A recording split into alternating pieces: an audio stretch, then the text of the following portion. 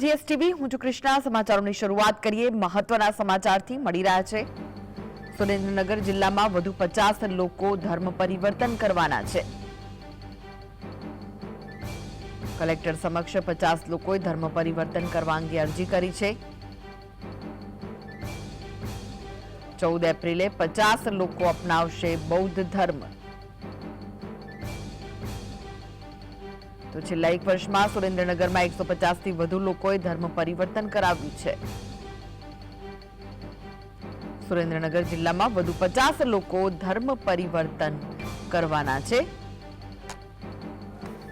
Collector સમક્ષ 50 લોકોએ ધર્મ પરિવર્તન કરવા અંગે અરજી કરી હતી। 14 એપ્રિલે 50 લોકો બૌદ્ધ ધર્મ અપનાવી લેશે। ગામડાઓમાં જે અસ્પૃશ્યતા વધી રહી છે તેના કારણે આ 50 લોકો ધર્મ પરિવર્તન કરવાના છે। છેલ્લા એક વર્ષમાં સુરેન્દ્રનગરમાં 150 થી વધુ લોકોએ ધર્મ પરિવર્તન કર્યું છે।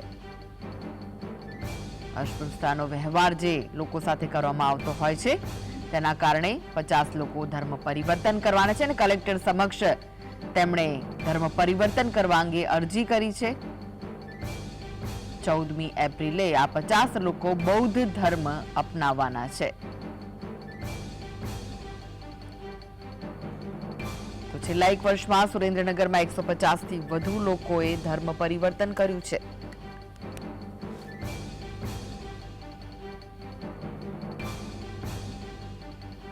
તો આ વિશે વધુ માહિતી માટે જોડાઈ ગયા છે સંવાદદાતા ફૈઝલ। ફૈઝલ, 50 લોકો ધર્મ પરિવર્તન કરવાના છે 14 એપ્રિલે, શું વિગતો મળી રહી છે? કારણ કે આ પહેલા છેલ્લા એક વર્ષની જો વાત કરીએ તો 150 લોકો ધર્મ પરિવર્તન કરી ચૂક્યા છે। જી, જો ચોક્કસથી વાત કરવામાં આવે તો સુરેન્દ્રનગર જિલ્લાના જે ગ્રામીણ વિસ્તારોના લોકો છે ત્યાં અસ્પૃશ્યતા અને અન્ય જે વ્યવહારિકતા છે તેનો ભોગ બની રહ્યા છે, જેને લઈને સુરેન્દ્રનગર જિલ્લાના સૌથી વધુ પાટડી તેમજ મૂડી પંથકના લોકોએ ધર્મ પરિવર્તન અંગે સુરેન્દ્રનગર જિલ્લા કલેક્ટર સમક્ષ અરજી કરી છે।